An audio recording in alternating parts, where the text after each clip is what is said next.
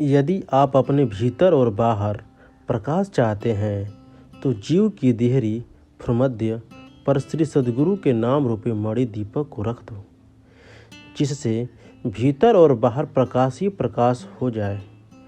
नाम रूपी मणि एक ऐसी मणि है जिसके भजन, सुमिरन व ध्यान से बहुत शीघ्र लाभ होता है। श्रद्धापूर्वक निष्काम भाव तथा गुप्त रूप से किए गए नाम जप का फल तो परम कल्याणप्रद है, वह भागवत प्राप्ति ही है। कलयुग में श्री सद्गुरु के नाम के भजन के सिवाय भागवत की प्राप्ति का कोई दूसरा आधार भी नहीं है।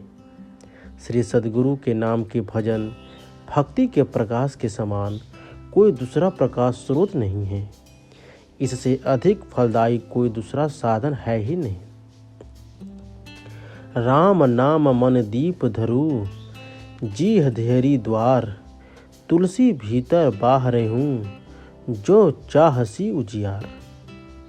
इस दुहा की यही रहस्य टीका में प्रथम पातशाही महाराज जी कहते हैं कि राम जो जोगी के उर में रमे सतगुरु, सो जीव का द्वार त्रिकुटी है। उस जगह नाम मणि रूप उजाला करता है, जीव अपने घर पहुंच जाता है।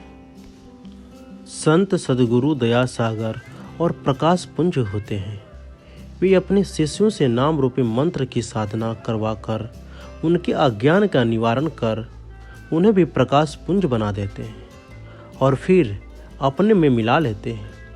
सद्गुरु कर ले आप समान, इस विश्वास में शास्त्रों, संत, महापुरुषों के अनुभव का आधार यही है कि किसी मनुष्य के लिए दुखों से छुटकारा पाने का एकमात्र उपाय श्री सद्गुरु के नाम का भजन और उनकी भक्ति है।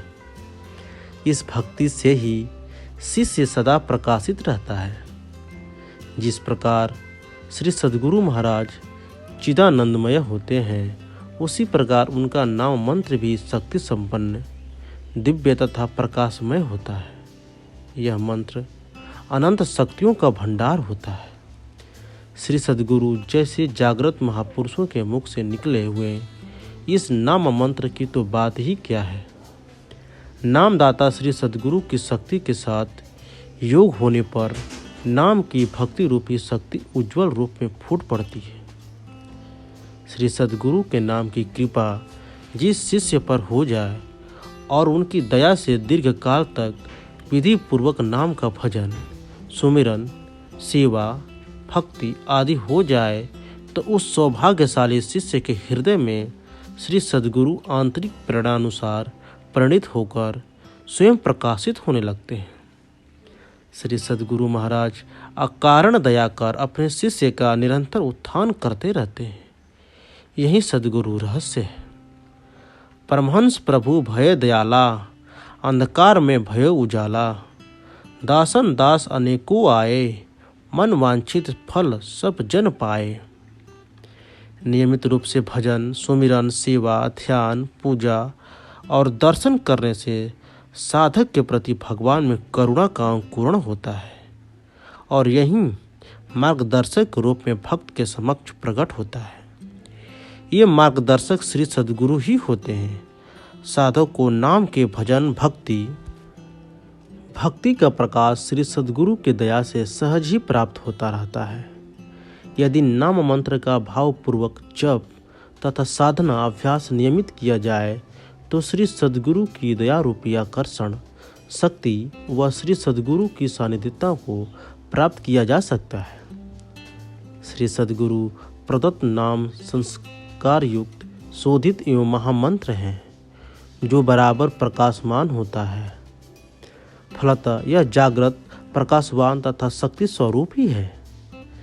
जिस समय भजन, सुमिरन, ध्यान करने के अभ्यास में सहज समाधि द्वारा आँखों की दोनों पुतलियाँ उलटने लगती है तो पहले कुछ रोशनी प्रकाश दिखाई पड़ते हैं और फिर लोप हो जाते हैं। बिजली जैसी चमक सा प्रकाश नजर आता है और ऐसे प्रकाशमान मुकाम पर भजन, सुमिरन, ध्यान में मन खूब लगता है।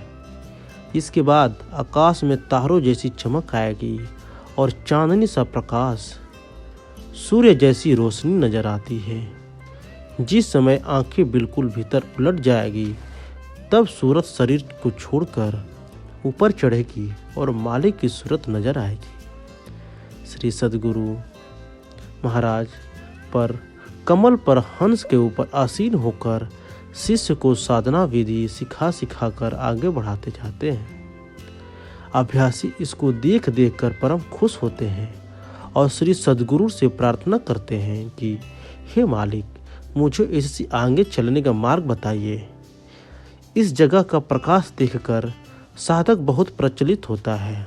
वह भजन सुमिरन में तल्लीन रहता हुआ गुरु की दया से आगे मंकनाल में पहुंचता है, जो कुछ दूर तक सीधी सीधी जाती है, फिर नीचे की ओर जाती हुई पुनः ऊपर जाती है।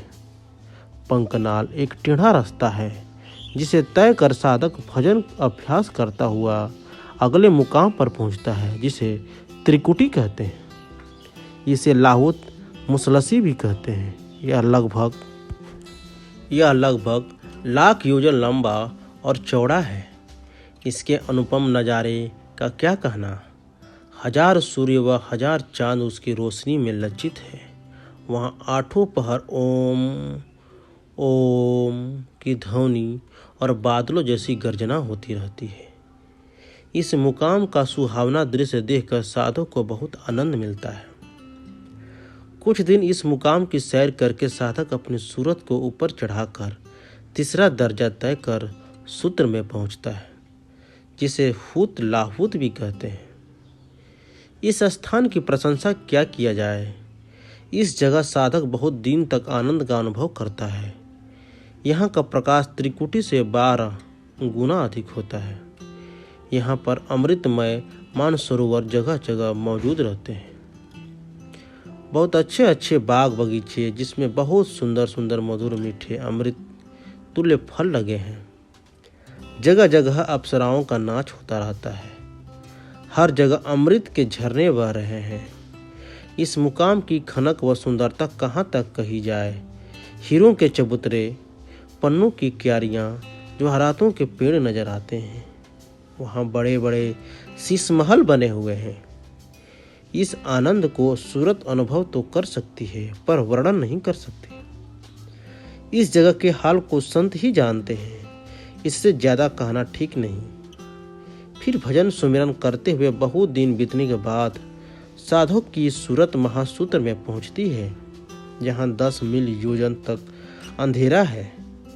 साधक यहाँ पर श्री सद्गुरु के बताए अनुसार नाम के प्रकाश से प्रकाशित होता हुआ आगे बढ़ता है। यहाँ तमाम रिद्धि सीधी सद्गुरु की सेवा करती रहती है। जब संत महापुरुष इस रास्ते से गुजरते हैं तो श्री सद्गुरु के दर्शन उन्हें सदैव होते रहते हैं। साधक की सूरत इस मुकाम से आगे बढ़कर भंवर गुफा में पहुंचती है। वहाँ एक चक्र है जिसको हिंडोला भी कहते हैं। सूरतें सदा उस पर झूलती रहती है। इस दर्शनीय मुकाम की संरचना का ज्यों का त्यों वर्णन नहीं हो सकता। जब साधक इस मार्ग पर चलेगा तो स्वयं जान लेगा। श्रद्धा व लगन के साथ सुमिरन ध्यान की कमाई करता हुआ साधक आगे बढ़ता है। साधक की सूरत यहाँ की सुगंधित मलयागिरी के किस्म किस्म के इत्रों से लिपटती हुई आगे चली जाती है और वहाँ पर होने वाली बंसी की धुन को सुनकर मस्त होती रहती है। यहाँ अमृत से भरी हुई सुनहरी नहरें बहती है। अनेकों सूर्य, चंद्र, तारे दिखाई पड़ते हैं। इस मुकाम की अनुपम छटा दिखती हुई सूरत सत्यलोक पर पहुंचती है। यहाँ श्री सद्गुरु का दर्शन कर सूरत उनके भजन, सुमिरन, ध्यान में लीन हो जाती है। अब सत्य पुरुष का दर्शन होता है, जिनका एक एक रोम इतना प्रकाशवान है कि करोड़ों सूर्य चंद्रमा उनसे लज्जित है। जब एक रोम की ऐसी प्रशंसा है तो संपूर्ण शरीर की प्रशंसा में क्यों लिखूं। कर्ण, नेत्र, नासिका, हाथ पांव की शोभा अवर्णनीय है। सर्वत्र प्रकाश ही प्रकाश है। प्रकाश का समुद्र भी कहूँ तो भी प्रशंसा पूर्ण नहीं है। एक पदम पलंग का घेरा है, सत्यलोक का जहाँ हंस बसते हैं और सत्य पुरुष का दर्शन करते हैं। साधक की सूरत बीन की मधुर आवाज की गूंज सुनती हुई वह अमृत की खुराक लेती हुई आगे बढ़ती है। अब वह अलख लोक में पहुंचती है जहां अलख पुरुष का दर्शन होता है।